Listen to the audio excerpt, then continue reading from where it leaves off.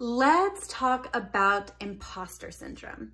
And before we do, the end of October is here, which means the beginning of November is just around the corner.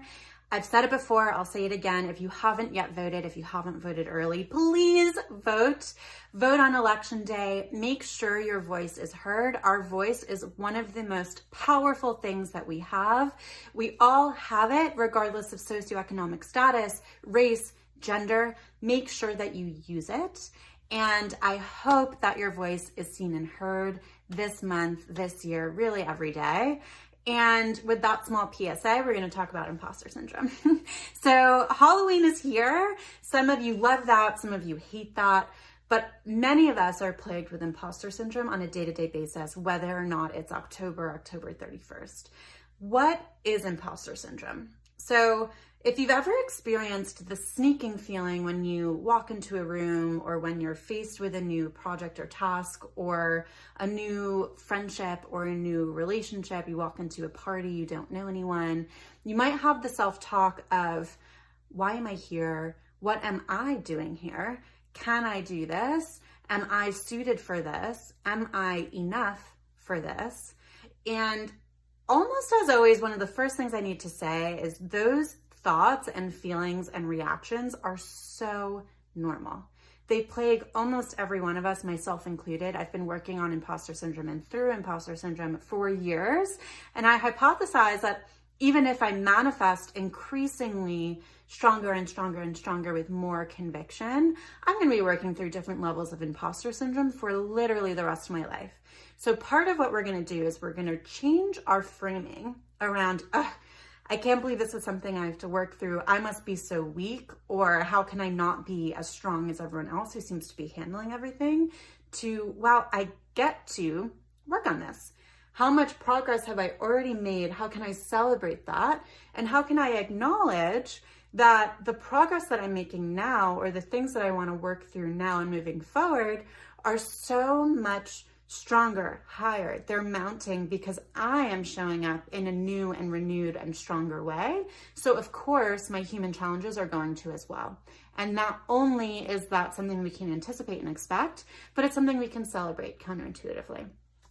And when we think about imposter syndrome and how we can actually work through it, is I recommend having a few things about yourself that you've earned, achieved, things about yourself that you're so proud of, that you love, that have nothing to do with accomplishment, that you can lean on in times that are naturally a little bit more vulnerable or susceptible to doubt, or a little bit more vulnerable or susceptible to nerves or fear, that you can lean on and pull on and say, hey, remember that time that you absolutely slayed that presentation? Just think about it, bring that. Hey, remember that time when you reached out to a friend, you had a sense that they were having a hard time. They didn't tell you explicitly, but they were so grateful that you reached out. Think about that when you go to that new intimate dinner party and think, why am I there? Hey, remember that time when you as a female CEO were a little bit more compassionate toward a teammate, and that really helps them level up on their project and show up in a different way. You don't need to be a man to be a CEO. You don't need to be firm or intimidating or scary. So think about really lived experience on how you can counter some of those narratives that are cropping up for you. And then with a therapist, a colleague, a coach, a friend, you can start to take note, what are some of the most common narratives and self-talks that are coming up? Reframe to this, not I am blank or I am not blank, but the story I'm telling myself is blank. Bring that in with an accountability partner and say, the story I'm telling myself is blank. Is that true? Is it not true? How can you challenge that?